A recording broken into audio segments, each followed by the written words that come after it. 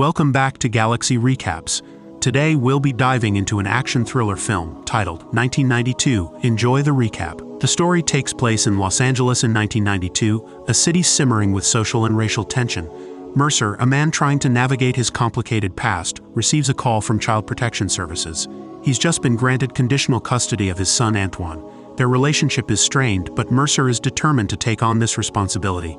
After the call, he heads to Antoine's room. "Wake up, man. It's time for school," he says, but Antoine remains distant. Meanwhile, across town, a man named Riggin meets with his friend Cop. Riggin proposes one final heist, one last score that could give them the chance to escape their criminal past.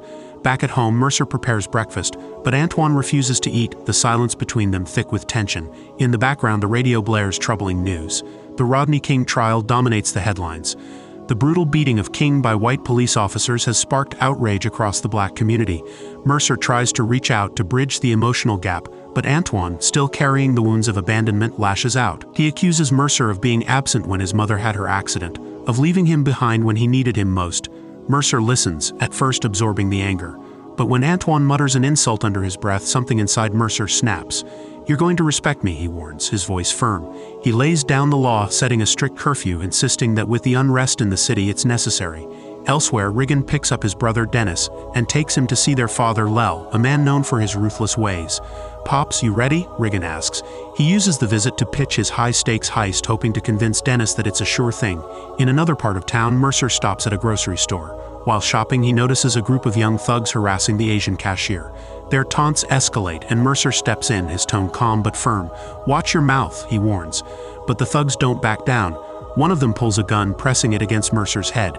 Just as the situation teeters on the edge of violence, an older man named DeVille steps in. He pulls the young men back, scolding them for their reckless behavior. He reminds them of who Mercer was, his past importance to the community. Realizing their mistake, DeVille apologizes to Mercer. During their brief conversation, DeVille asks when Mercer got out of prison. "6 months ago," Mercer replies, his voice steady. He's trying to live a quiet life now, trying to start over. Meanwhile, Riggin takes his father to a factory, their target. He lays out the details of the heist, painting a picture of a high-risk but high-reward job. A safe holding $10 million worth of platinum, protected by tight security and an advanced alarm system. If the alarm is triggered, a metal cage locks the safe down completely, making it nearly impossible to access. Riggin delivers his plan with confidence, convinced they can pull it off. But Lel isn't buying it. "This is out of our league," he says bluntly. "It's over our heads." Doubt fills the room. He questions how they'll bypass the factory's security, the surveillance cameras, the lockdown safe. His skepticism cuts deep, but Riggin doesn't argue. He stays silent, his frustration simmering just beneath the surface. After dropping Lel off at home, Riggin focuses on what comes next. Meanwhile, Mercer arrives at the factory for his shift. At the security checkpoint, he collects his access card and keys, exchanging a few words with Joseph, the head of security. Their conversation turns to the Rodney King trial. Joseph expresses his concerns about the rising tensions, predicting chaos if the jury rules against the black victim. Mercer listens but says little. He knows how bad things could get. As Mercer begins his shift, Riggin wrestles with disappointment over their father's rejection of the heist plan. But Dennis remains by his side, offering support and keeping him focused. Later that day, breaking news shakes the city. The officers involved in the Rodney King beating are declared not guilty. The verdict ignites fury in the black community. Outrage spills onto the streets. Protests erupt across Los Angeles, but they don't stay peaceful for long. Anger turns to violence, and soon the city is engulfed in riots. Antoine rushes straight home from school, shocked by what he sees. Chaos spreads near their neighborhood. The liquor store down the street is being looted, and the TV in their house broadcasts live footage of the escalating unrest. At the same time, Riggin watches the news, studying the overwhelmed police force. The riots have them stretched thin. It strikes him, this is the perfect moment for the heist. Law enforcement is too distracted to respond. Without hesitation, he calls his father. To his surprise, Lel is on board. "Yeah, no one minding the store," Lel says, agreeing to move forward. Back at the factory, Mercer and the other workers are sent home early for their safety. Management warns them to stay indoors and avoid the unrest. Meanwhile, Riggin gets a call from his inside source at the factory. The staff is reduced and security is lighter than usual. It's the opening he's been waiting for.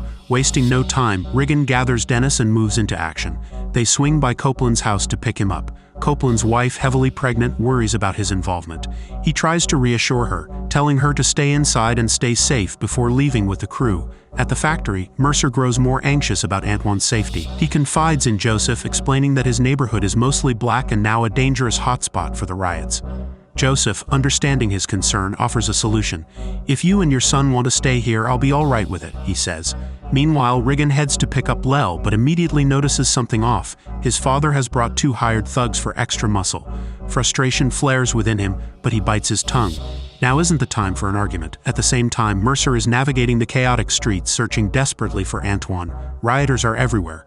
Smoke, broken glass, and sirens fill the air. When he finally reaches home, his worst fear is realized. Antoine is gone. Panic sets in. Mercer immediately starts searching for his son. Meanwhile, Riggin's crew pushes forward with their plan. Dennis drives the van toward the factory. Inside, Joseph, bored at his station, decides to stretch his legs and patrol the building. Outside, the heist begins. Moving quickly, Riggin sneaks up on the lone security guard at the entrance. In one swift motion, he touches and restrains him. The crew barrels through the factory's main entrance, their vans roaring into the loading docks. Convinced the building is empty, they move with confidence, until they stumble upon Joseph, the head of security, standing near a vending machine. Riggin steps forward, trying to keep things calm. "Step aside, man. No one has to get hurt." Joseph, unfazed, glares at them. "You fellas picked the wrong place to rob." Before Riggin can de-escalate, one of Lel's hired thugs acts on impulse. A gunshot echoes through the factory as Joseph is hit. Riggin spins on the thug, seething. "What the hell was that? I told you." The thug, completely unfazed, shrugs and levels his gun at Riggin. "You got a problem?" The standoff threatens to explode, but Lel steps in, snapping them back to reality. "Enough. We're here for the platinum. Stay focused." Tensions simmer down, but the damage is done. The thugs move quickly, disabling the factory's phone lines and security cameras. Using a forklift, they hoist themselves toward the heavily fortified safe room, setting up their drilling equipment. Meanwhile, Mercer scours the riot-torn streets, desperate to find Antoine. He finally spots him outside a looted grocery store, standing still as chaos erupts around him. Furious and relieved, Mercer grabs Antoine by the collar and yanks him away. "Get in the car," he orders, his voice a mix of anger and fear. Back at the factory, the heist is in full swing. The thugs drill into the safe with precision, unaware that Joseph, barely clinging to life, is dragging himself to the security panel. With his last bit of strength, he slams the emergency button. A warning alarm blares. The factory's lockdown sequence begins. The metal cage around the safe starts descending. Riggin reacts instantly, ramming the forklift forward to block the cage from sealing completely. But in the chaos, Copeland's leg gets caught beneath the forklift's front tire. A sickening crunch fills the air as he screams in agony. Panicked, Riggin moves to reverse the forklift, but Lel stops him cold. "You ain't moving that thing," Lel growls. "If you do, the cage drops and we lose everything." Riggin's frustration boils over. "You're just gonna leave him?" he shouts, rage twisting his face. Lel doesn't blink. "That's the job." Furious, Riggin hurls curses at his father, accusing him of always looking out for himself. But Lel doesn't budge. Instead, he orders the thugs to steal the forklift keys, making sure Riggin has no choice but to move forward with the heist. Meanwhile, the alarm reaches law enforcement. An LAPD helicopter is dispatched, scanning the area around the factory. At the same time, Antoine, still overwhelmed by the riots, suddenly bolts from the car, sprinting toward the chaos. Mercer grabs him, shoving him back inside. "You think this is the answer?" he demands. "You think burning down our own neighborhoods is gonna fix anything?" Antoine glares at him but stays silent. Back at the factory, the thugs work to silence the alarm for good. Joseph, still breathing, makes a weak attempt to intervene. Without hesitation, one of the thugs fires another shot, this one fatal. Joseph's body slumps to the ground. With security finally neutralized, they resume cracking the safe. Meanwhile, Mercer and Antoine encounter another horrifying scene, a group of black rioters viciously attacking a white couple. Without hesitation, Mercer slams the brakes and jumps out. "Back off," he shouts, using force to subdue the attackers. The couple scrambles to their feet, terrified. "Go get out of here," Mercer urges. As they flee, Mercer watches for a moment, then heads back to his car. Back at the factory, the crew is ready to blast open the safe when they hear the unmistakable whir of helicopter blades. The chopper hovers above, its spotlight sweeping across the factory. The crew freezes. Inside the helicopter, officers scan the area but find nothing suspicious. After a moment, they move on, disappearing into the night. A close call. Meanwhile, Mercer and Antoine's night isn't over. As they drive through the city, they are suddenly stopped by a police roadblock. Officers enforcing the curfew yank them from the car without reason, searching them roughly. "Shut up," one of the officers snaps when Mercer protests. After finding nothing incriminating, the officers release them without so much as an apology. Antoine, shaken, finally sees what his father has been trying to tell him all along. He doesn't just hear about injustice, he feels it. Back at the factory, the robbers finally blow open the safe. The explosion sends a deafening echo through the building. As the smoke clears, they lay eyes on their prize, platinum bars worth millions. In an instant, they become rich men. Riggin steps away to prep the getaway van while Dennis slips into the bathroom, washing Copeland's blood off his hands. The weight of what just happened lingers in his expression. Around the same time, Mercer arrives at the factory with Antoine. As they approach, something feels off. The usual security presence is gone. Suspicion prickles at Mercer's instincts, but he moves forward. Antoine mentions he needs the bathroom, so Mercer sends him inside while he checks the area. Inside, Dennis is startled when Antoine suddenly appears. Without thinking, he spins and aims his gun at the boy. Antoine freezes in fear. Meanwhile, Mercer stumbles upon Joseph's lifeless body. A rush of shock and fury courses through him. He picks up Joseph's gun and moves cautiously through the factory, but the robbers soon spot him.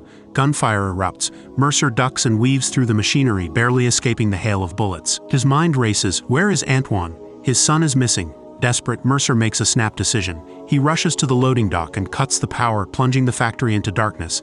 The sudden blackout throws the thugs into disarray. Using the chaos to his advantage, Mercer ambushes one of them, engaging in a brutal hand-to-hand fight. He overpowers the thug and knocks him out cold. He sprints back toward the loading dock, where he sees Riggin pulling up the van for the escape. With calculated precision, Mercer strikes. One punch knocks Riggin unconscious. Dragging him aside, Mercer ties him up, determined to get answers. Meanwhile, Dennis takes Antoine to Lel. The crime boss eyes the boy with suspicion, while Copeland writhes in agony nearby, his freshly amputated leg sending waves of pain through his body. His screams fill the room, unbearable and ceaseless. Mercer interrogates Riggin, demanding to know the crew's plan, but Riggin gives him nothing. Putting the pieces together, Mercer realizes the robbers are after the platinum. He sneaks toward the safe room, where Lel looms over Antoine. Then Copeland's screams grow too loud. Lel, already on edge, loses patience. He silences Copeland permanently. The brutal execution leaves Dennis and Antoine stunned. Antoine pleads for his life, convincing Lel that he was only at the factory to find his father. For a moment, Lel appears to believe him. But just as Antoine is about to be let go, the thugs return with bad news. Riggin is missing. Lel's eyes narrow. "Hey, stop." His tone hardens. Suspicion takes over. Antoine's presence no longer seems innocent. His anger boils. If Riggin is gone, this boy might be involved. Lel grabs Antoine, deciding to use him as bait. He keeps the boy close and orders his men to check on the van. The thugs inspect the vehicle and immediately realize something is wrong. The van won't start. Someone has stolen the rotor. Meanwhile, Mercer makes a desperate attempt to signal the LAPD chopper circling above. He waves frantically, but the aircraft passes without noticing him. He curses under his breath and regroups. Suddenly, one of Lel's thugs ambushes him from behind. A vicious fight breaks out. The thug demands the rotor, knowing it's the only way to escape. Mercer refuses. The struggle intensifies. Blows land hard, bodies crash into factory equipment. Finally, Mercer gains the upper hand. He seizes his weapon and fires. The thug stumbles back, crashing through the glass roof of the safe room. His body plummets, landing lifeless at Lel's feet. Antoine stares in horror. Mercer wastes no time. He returns to Riggin, securing him further. As he looks at the bruised and beaten man, something shifts. He sees a younger version of himself, a son betrayed by his own father. Mercer leans in and delivers a cold truth. "Your father just killed a black man in front of you." Riggin's face darkens. He realizes what Mercer means. It must have been Copeland, his closest friend. The realization sends a crack through his loyalty. Meanwhile, Lel and the remaining thug make their final preparations. They pour acid over the vault and surrounding areas, destroying any traceable evidence. The platinum bars are packed into duffel bags. The escape is set, but Mercer isn't done yet. Elsewhere, Dennis sits down with Antoine, trying to get information. He asks if Antoine knows where Riggin is, but Antoine insists he doesn't know anything. Meanwhile, Lel realizes time is running out. He contacts Mercer over the radio and offers a deal. He wants Mercer to come to the loading dock unarmed for an exchange. Riggin, still restrained, warns Mercer that it's a trap. He explains that Lel never leaves witnesses alive, meaning Antoine is now a target. Understanding the danger, Mercer forms a counterplan. He convinces Riggin to cooperate. At the loading dock, Dennis loads the last of the platinum into the van. Lel retrieves the missing rotor and quickly fixes the vehicle, making it ready to go. However, as soon as the van is operational, Lel decides to kill Antoine in retaliation for Mercer killing one of his thugs earlier. Before Lel can pull the trigger, Mercer pushes Riggin toward the van for cover and opens fire. A chaotic shootout erupts. During the exchange, Dennis is hit by a stray bullet. Despite his wound, he continues to help load the remaining platinum. Riggin steps in to assist him. Meanwhile, Mercer and Antoine manage to get into the driver's seat. They speed off with the van, leaving the chaos behind. Furious, Lel steals Mercer's car near the factory gate. He and his last remaining thug give chase, determined to stop them. During the pursuit, Dennis succumbs to his injuries in Riggin's arms. His death devastates Riggin. Overwhelmed with grief, he leans out of the van and starts shooting at his father's vehicle. Lel's thug returns fire, hitting Riggin in the chest. Despite the wound, Riggin fights back using his last strength to kill the thug before collapsing. The distraction causes Mercer to lose control of the van. It crashes violently, leaving the vehicle destroyed and the platinum scattered across the road. Lel arrives at the crash site and takes in the aftermath. His eyes lock onto the spilled platinum, now out of his reach. He then notices Riggin, barely alive. For the first time, Lel shows a moment of regret. He approaches his son and apologizes for failing him, but his remorse is short-lived. Without hesitation, Lel shoots Riggin in the head, ending his life. Hearing the gunshot, Mercer struggles to pull himself out of the wrecked van. Lel spots him and walks over, gun in hand, preparing to finish him off. Before Lel can fire, a gunshot rings out. Lel staggers forward and collapses. Antoine stands behind him holding the gun, his hands shaking. Mercer pulls Antoine into a tight hug, both overwhelmed by relief. They have survived. Without wasting any more time, they find a car and drive away, leaving everything behind. Thanks for watching. Don't forget to like and subscribe, and we'll see you on the next one.